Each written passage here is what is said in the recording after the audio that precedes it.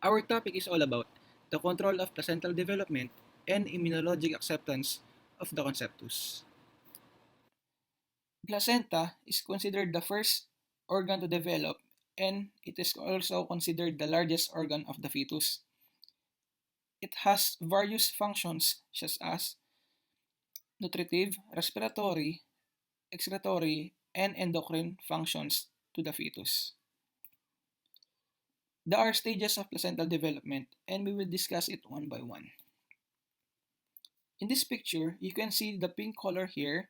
This is the endometrium where the placenta rises. These are the stages of placental development. So let us start with the first stage. On the 7th day of blastocyst, following plantation, the blastocist is already invaginate in the endometrium, wherein the trophoblast proliferate and then forms the chorionic membrane. This is the trophoblast, and this is the chorionic membrane. So on the 12th day of blastocyst, as you can see here there is formation of chorion. This is the chorion, as labeled here, which eventually becomes the placenta.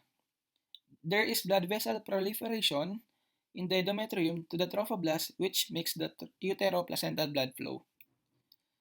The chorion then develops finger-like structures called chorionic villi. These are the chorionic villi here.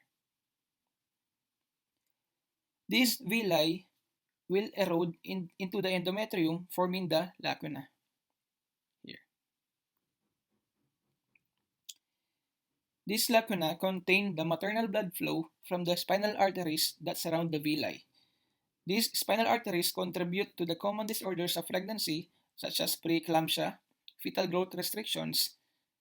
So the villi are richly vascularized.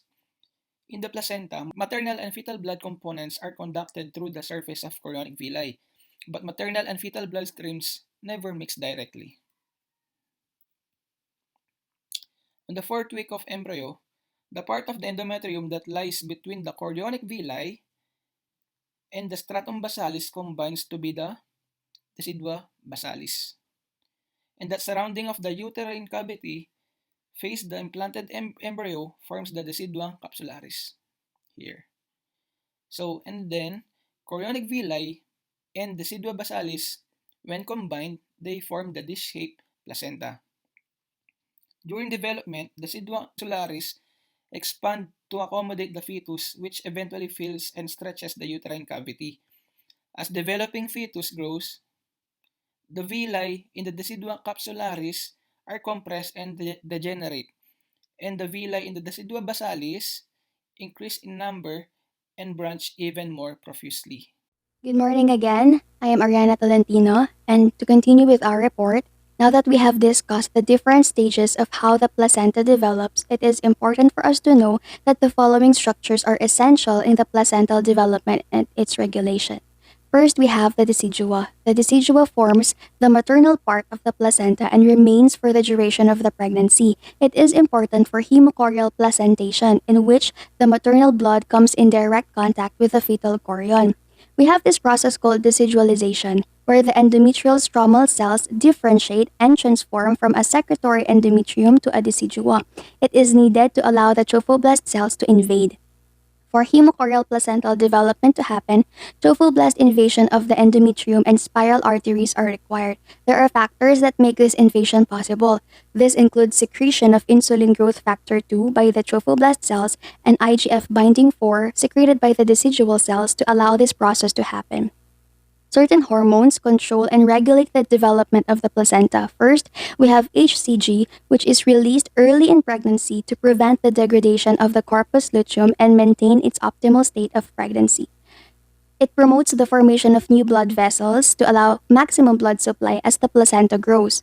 HCG also stimulates progesterone, which maintains pregnancy by supporting the lining of the uterus, which provides the environment for the fetus and the placenta to grow. Low estrogen levels in the first trimester is important to allow the extravillous trophoblast to differentiate and then invade the endometrium and the spiral arteries, as discussed earlier. Since the fetus is technically considered a foreign body to the maternal immune system, there should be rejection of this allograft when it is implanted, but this does not take place. So, what processes happen that allows the mother to accept the fetus?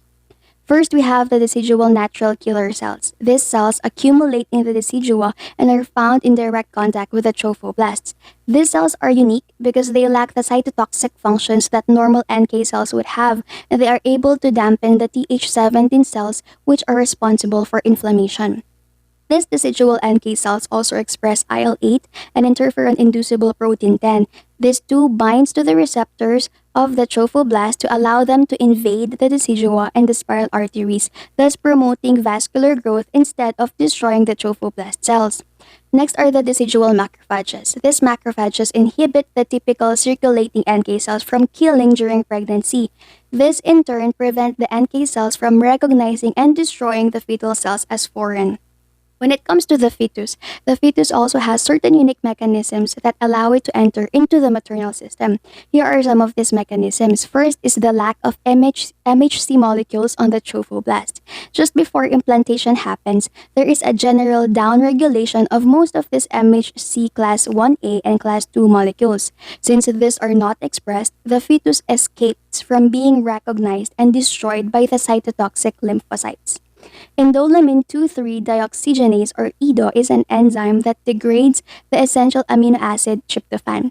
It is expressed on the trophoblast where it could possibly inhibit maternal T cell activation by depriving T cells of tryptophan. So, if there is no tryptophan, the maternal T cells would not be able to destroy the invading trophoblasts.